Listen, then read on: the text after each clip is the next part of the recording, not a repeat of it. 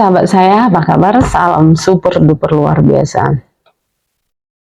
Ada satu hal yang ingin saya sharing kepada kamu sahabat saya tentang pengejar harta, kekayaan, atau pembawa kedamaian batin.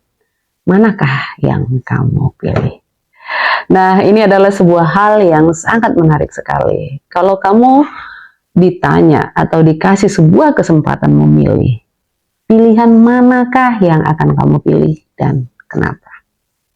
Inilah jawaban yang akan saya sharing kepada kamu, karena di sini adalah berdasarkan dari apa yang saya praktikan, apa yang saya lakukan, bukan hanya berdasarkan teori. Karena itu, boleh dong like, komen, dan subscribe email Gisel agar kita sama-sama belajar, bertumbuh, berkembang, dan menjadi berkat. Jadi sahabat saya,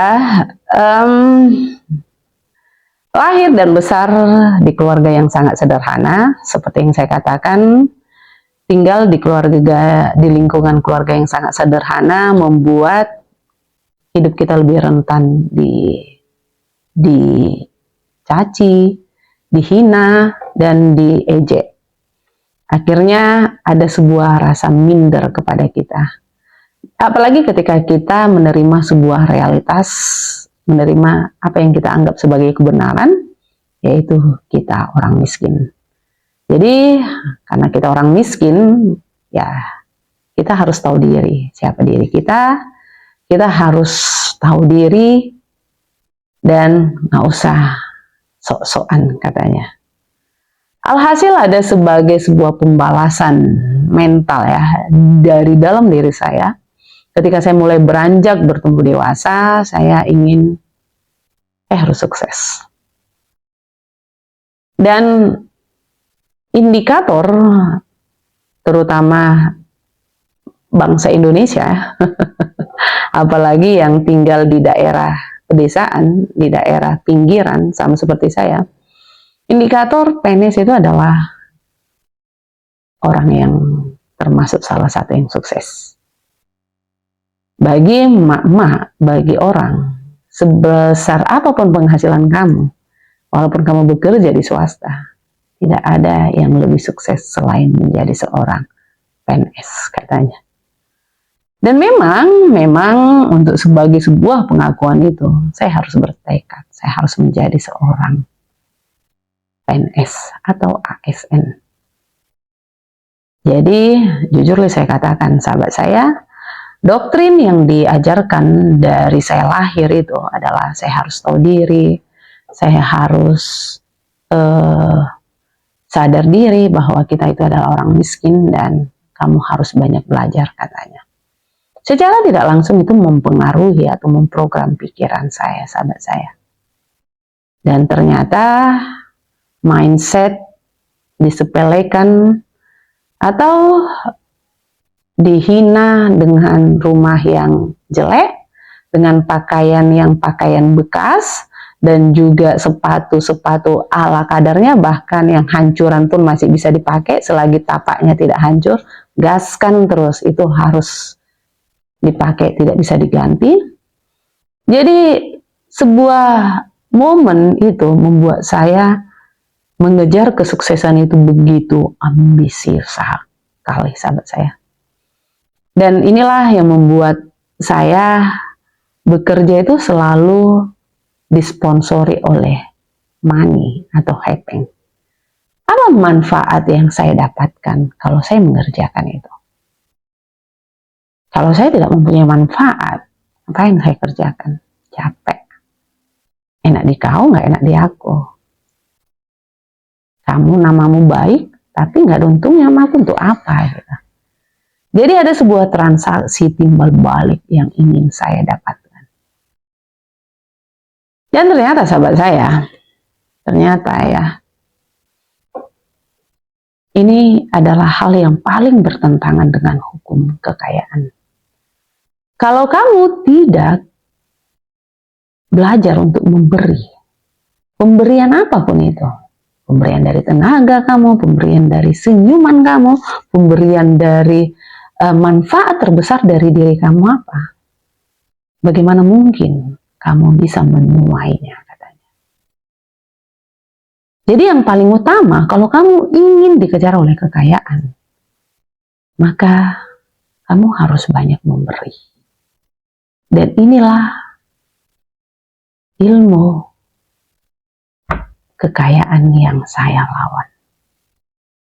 Alhasil apa yang terjadi sahabat saya? Jujur li saya katakan, jujur li ya.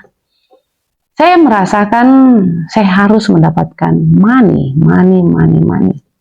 Dan bekerja di ASN itu adalah bekerja yang sangat mudah untuk berbelok. Kalau sesuatu yang bisa menghasilkan baru kita kerjakan. Kalau nggak menghasilkan, alah udahlah tinggalkan. Itu adalah money oriented yang selama ini yang saya percaya itu bisa membawa kekayaan kepada saya sendiri. Sampai pada akhirnya, sahabat saya, memang benar. Memang benar sahabat saya, pada akhirnya dengan uang ini, dengan proyek lain yang saya kerjakan, saya lebih gampang menghasilkan uang di luar dari gaji saya. Alhasil, ketika saya sudah mulai mendapatkan apa yang saya inginkan, kamu bisa bayangkan, dahulu saya mulai dari kecil, saya hanya bisa jalan kaki, naik sedikit ekonomi bisa naik angkot, dan naik sedikit ekonomi bisa naik sepeda motor atau kereta. Mobil masih barang langka bagi saya karena masih nilainya terlalu kemahalan bagi saya. Tetapi ketika saya pada akhirnya bisa mendapatkan itu, otomatis ego saya keluar dong. Dan saya merasa, wow, ini loh saya bisa mendapatkannya.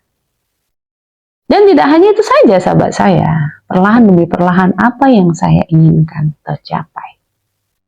Dan secara tidak langsung sahabat saya itu membuat ego saya semakin besar. Dan saya lebih suka berbicara tentang aku, dan aku. Ini loh aku dulu orang miskin, aku pada akhirnya bisa mendapatkan apa yang kuinginkan. Ini loh aku bisa melunasi hutangku tepat waktu sebelum habis masa temponya. Ini loh aku, akhirnya apapun bisa kuinginkan. Sampai pada akhirnya,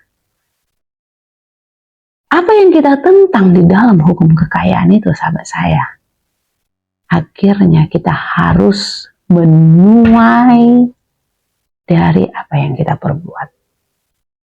Ingat, dikatakan oleh filsuf Socrates bahwa bekerjalah kamu di dalam keheningan kamu. Sama seperti akar sebuah pohon, dia hanya bekerja di dalam keheningannya.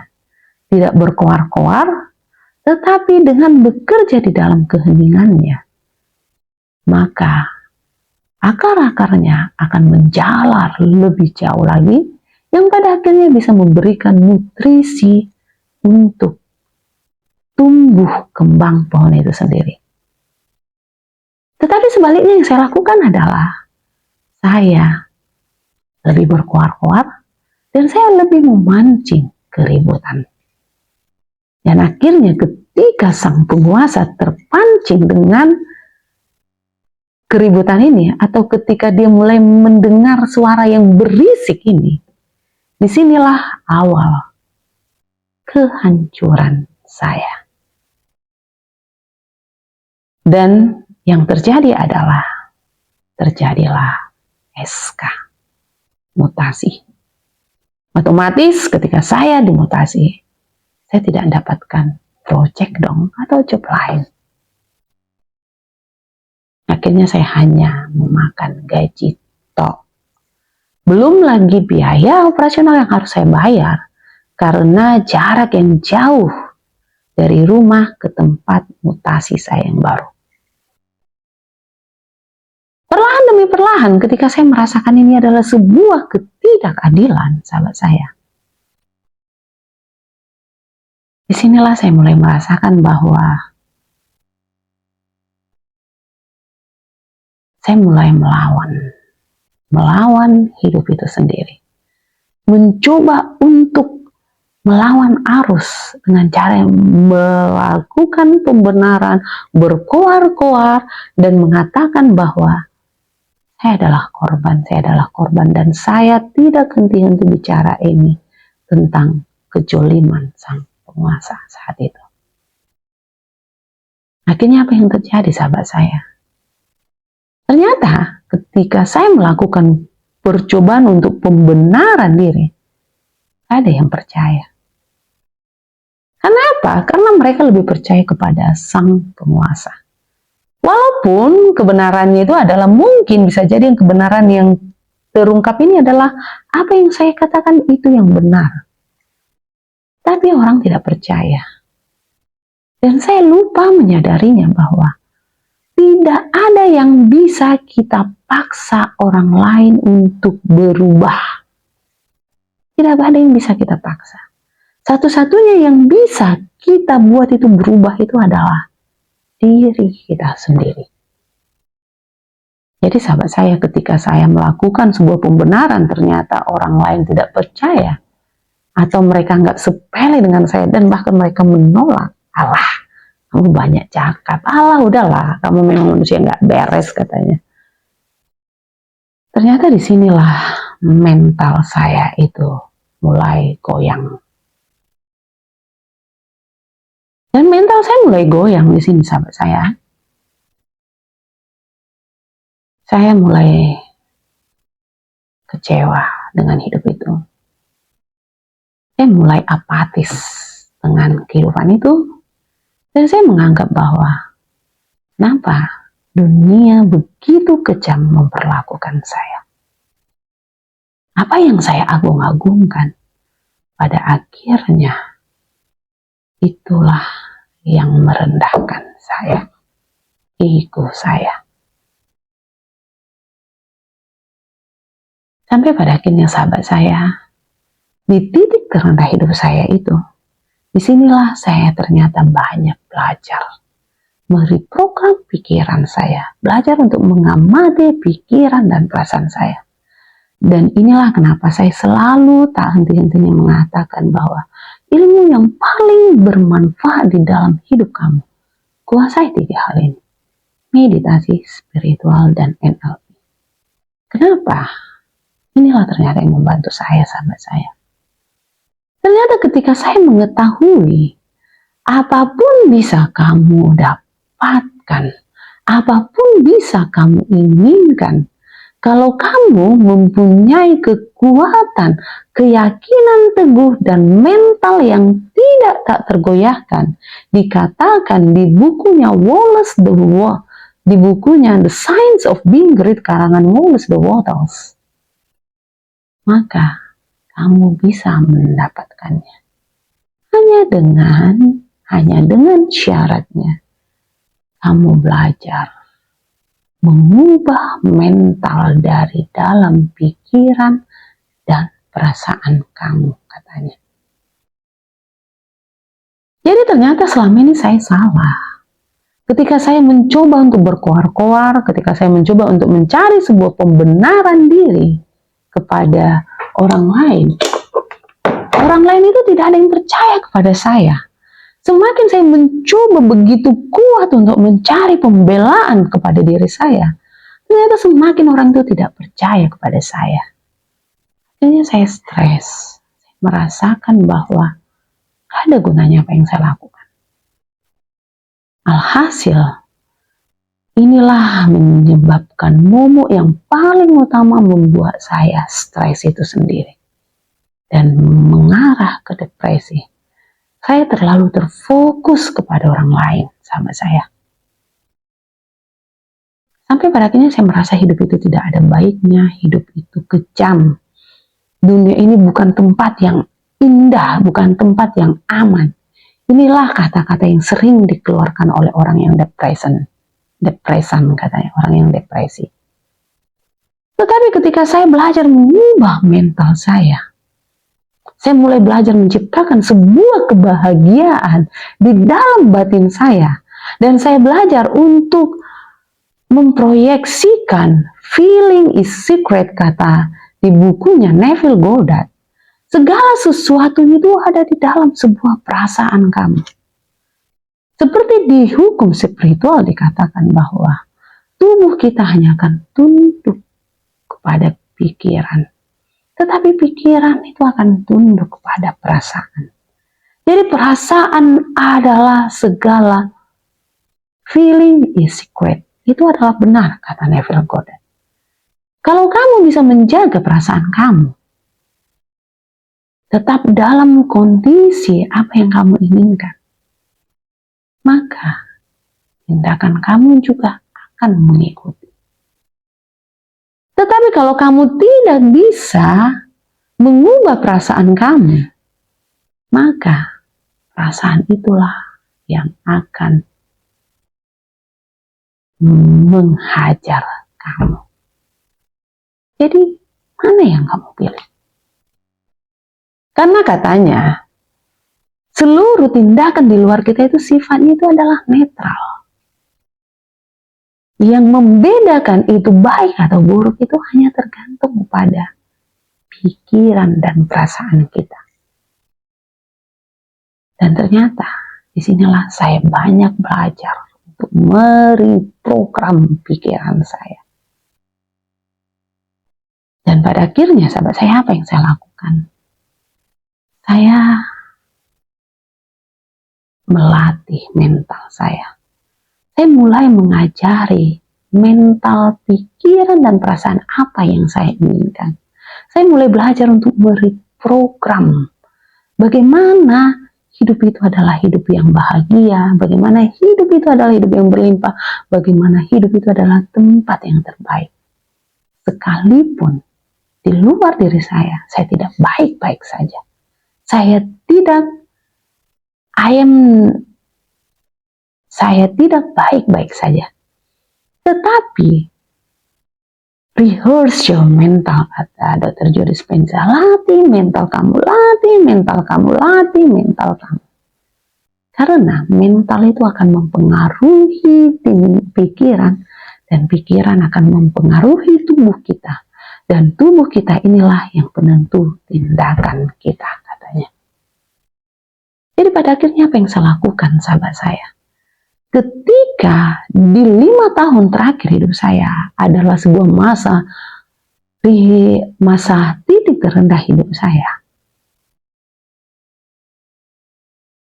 Disinilah saya mulai belajar bagaimana saya memprogram pikiran saya.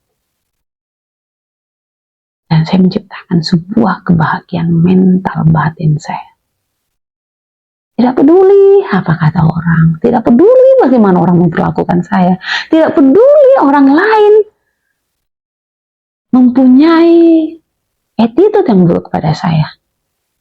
Satu hal yang selalu saya ingat, ini bukan tentang orang lain, tapi ini tentang diri saya. Diri saya. Bagaimana saya memprogram diri saya, bagaimana saya lebih mencintai diri saya, bagaimana saya lebih mengenal diri saya, bagaimana saya lebih mengenal kekuatan sejati di dalam diri saya. Dan ternyata ketika saya sudah lebih mengenal diri saya mulai menerapkan bahwa hidup saya begitu berharga. Ketika saya menghargai hidup saya memberikan hormat, respek yang full kepada orang lain. Karena dengan memberikan respek, hormat yang full kepada orang lain, itu cara saya menghormati dan memperlakukan diri saya. Akhirnya, sahabat saya tidak tahu, perlahan demi perlahan, kehidupan saya mulai berubah. Adalah dahulu saya yang dianggap orang yang paling cuek bebek, paling acuh, dan yang paling money oriented. Tetapi ketika saya belajar, salah satu prinsip ilmu kekayaan itu adalah kamu harus lebih banyak belajar memberi.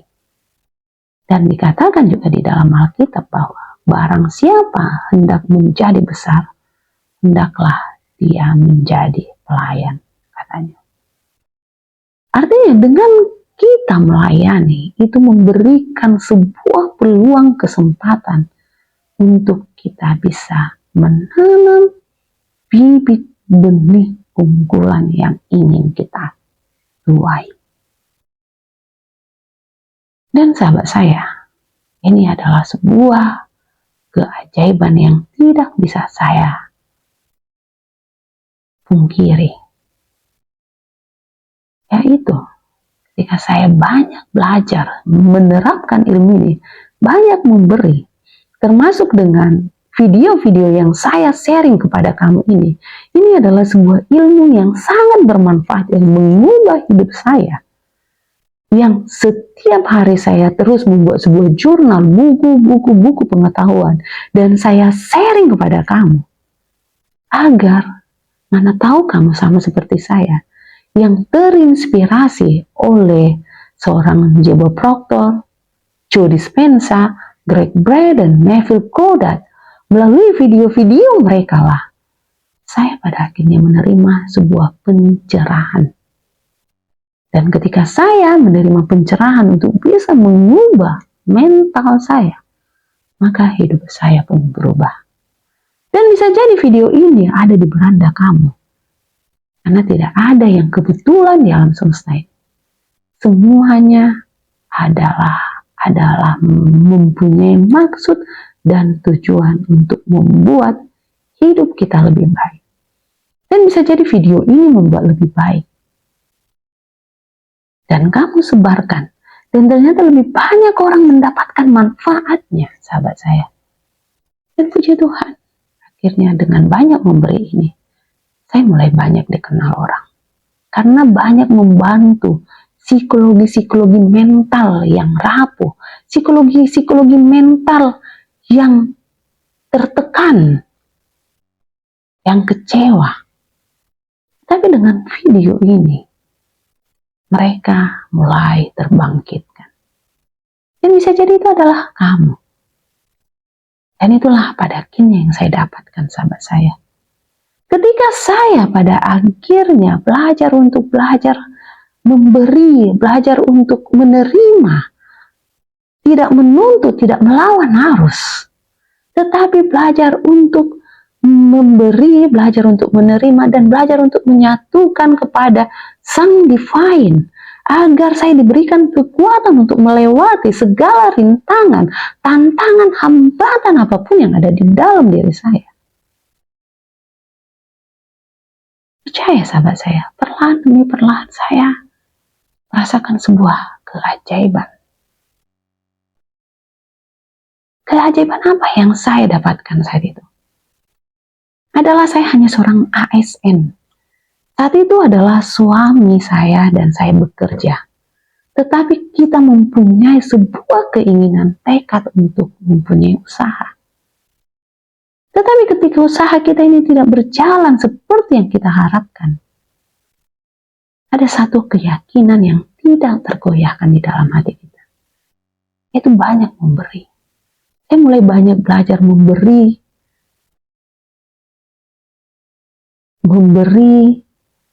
selebaran-selebaran, brosur-brosur tentang usaha kita. Dan begitu juga ketika kita belum bisa memberikan yang terbaik kepada karyawan saat itu, karena kita masih di tim sedang membangun, yang kita perbuat itu adalah saya belajar untuk memberi yang terbaik kepada karyawan saya. Kalau saya tidak bisa memberikan dengan uang, saya memberikan dengan kata-kata yang baik, semangat yang baik, senyuman yang baik, pengarahan yang baik, kepercayaan yang baik. Dan pada akhirnya sahabat saya, ketika saya begitu banyak mengalami penolakan di lingkungan kerja saya menggambarkan diri saya memberikan sebuah citra yang terbaik kepada diri saya dengan bagaimana cara saya menghormati orang lain. Maka perlahan demi perlahan orang lain mulai menghormati saya. Ketika saya belajar memberikan tenaga, pikiran, waktu, orang lain mulai belajar memberikan perhatiannya kepada kita.